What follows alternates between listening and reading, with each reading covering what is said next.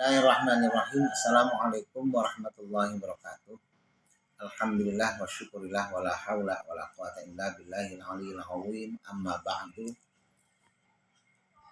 Cilegon ini kampung kita, kota kita, dan rumah kita. Artinya kita sebagai orang Cilegon menghuni dan tinggal di Cilegon, tentunya kita bertanggung jawab terhadap kemajuan, kesejahteraan, kebahagiaan, keselamatan, kemuliaan warga dan masyarakat Cilegon. Kita tanggung jawab pada pribadi kita, dan kita pun bertanggung jawab pada keluarga kita, pada istri dan anak-anak kita. Seorang guru bertanggung jawab pada murid-muridnya, orang tua bertanggung jawab pada anak-anaknya, seorang suami bertanggung jawab pada istrinya, dan istri bertanggung jawab pada suaminya. Jadi ikatan-ikatan ini, kewajiban-kewajiban ini adalah merupakan hak dan merupakan kewajiban dari masing-masing pribadi. Namun kita juga sebagai masyarakat, sebagai warga Cilegon, tentunya menginginkan kesenangan, kebahagiaan, kenyamanan, sebagaimana kita sebagai anggota keluarga menginginkan keluarga kita bahagia, menginginkan keluarga kita harmonis, menginginkan keluarga kita sejahtera, ya, dengan antara suami dengan istri, dengan anak, dengan mertua, dengan orang tua. Itu yang diharapkan dan diinginkan oleh kita dan oleh keluarga kita. Demikian pula dengan kita sebagai masyarakat, sebagai warga, sebagai penduduk Cilegon, menginginkan Cilegon ini mempunyai pemimpin yang merasa berkewajiban, merasa berhak, dan merasa mempunyai keinginan untuk memajukan Cilegon dan ingin membangun Cilegon bersama-sama dengan warganya. Maka dalam hal ini orang yang paham dengan kondisi masyarakatnya, paham dengan lingkungannya, paham dengan keluarganya, paham dengan saudara-saudaranya, tentunya orang yang berada dan bertempat tinggal, bahkan dilahirkan dan dibesarkan di dalam masyarakat itu. Khususnya yang dimaksud adalah masyarakat Cilegon. Maka pimpinan Cilegon di kemudian hari ini seperti yang sebelumnya juga kita pilih, kita seleksi melalui pemilihan kepala daerah. Nah, nanti akan muncul beberapa nama, beberapa pasangan, ada orang Cilegon asli, barangkali ada di luar Cilegon asli, tetapi bagaimana kita milihnya? Tentunya dengan beberapa kriteria. Yang pertama, dia orang Cilegon asli, betul dia paham dengan Cilegon, kondisi Cilegon.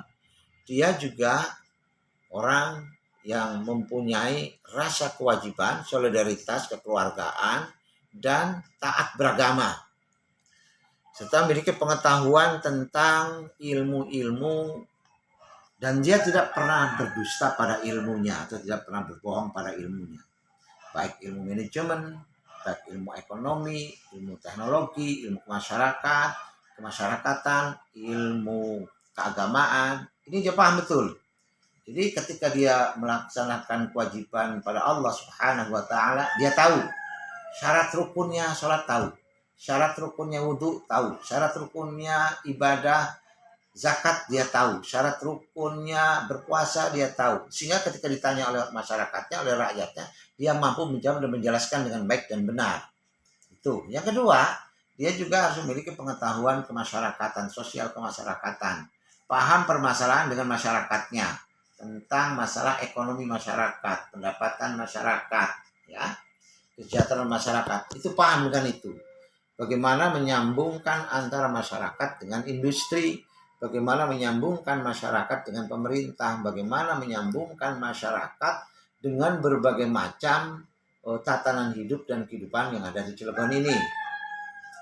Misalnya industri yang butuh orang yang berpenampilan, berpengetahuan, mempunyai keahlian, punya skill, maka apa yang harus dipersiapkan oleh pemerintah daerah dalam rangka menyambut kemajuan, menyambut perekonomian, menyambut pertumbuhan industri, yang dimana investasi itu datang berdatangan dari luar daerah. Ini bagaimana cara menyambutnya, bagaimana cara meresponnya, bagaimana cara memanfaatkannya. Tentunya kita butuh pemimpin yang paham dengan itu. Dan yang paham saya yakin adalah orang Cilegon asli. Siapapun dia, dari manapun golongan dia, yang jelas dia orang Cilegon.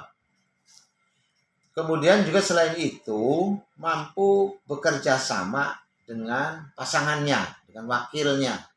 Tidak terjadi kompetisi pengaruh, kompetisi dalam memberikan berebut posisi. Nah, ini tidak demikian. Kita berharap pemimpin yang akan datang ini adalah pemimpin yang mampu bekerja sama, saling bergandengan, saling mengisi, saling membantu, dan saling saling terbuka. Karena ini kita bicara tentang kemaslahatan bersama, tentang kesejahteraan bersama, tentang keberadaan Cilegon. Dan Cilegon ini kita harus ketahui bahwa the gate of Indonesia, the gate of the capital Indonesia adalah Cilegon. Pintu gerbang masuk itu lewat Cilegon. Selain Tanjung Priok dan daerah lainnya, yaitu melalui pelabuhan dan industri. Ini harus kita sadari bersama. Maka untuk itu, seorang pimpinan ke depan ini harus paham bagaimana memanfaatkan jalur transportasi laut, bagaimana memanfaatkan transportasi darat, baik kereta ataupun kendaraan roda 4. Ini harus paham. Bagaimana memanfaatkan jalan transportasi yang sudah ada dan sudah tersedia. Apabila akan terjadi penambahan atau perluasan, maka ini harus dilakukan dengan sebaik-baiknya, tidak menimbulkan permasalahan di kemudian hari. Mudah-mudahan yang saya sampaikan ini bermanfaat dan menjadi satu pijakan dalam berpikir, kerangka berpikir dalam menentukan pilihan siapa yang layak kita pilih dan siapa yang layak kita dukung. Maka setelah kita dukung, setelah kita pilih, andai kata yang tidak bisa, yang dipilih itu ternyata tidak mampu, dalam artian tidak sampai terpilih dengan mendapatkan suara terbanyak, maka suara yang sedikit harus ikut serta pada suara yang terbanyak. Demikianlah demokrasi yang ditanamkan di negara kita. Terima kasih. Akhir kalam. Assalamualaikum warahmatullahi wabarakatuh.